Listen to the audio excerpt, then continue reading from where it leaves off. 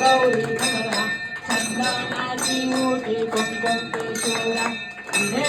मुकुट शोभतो धरा जगदुर्गेनो स्वामी शंकरा आरती ओ वाळू भावाती ओ वाळू गौरा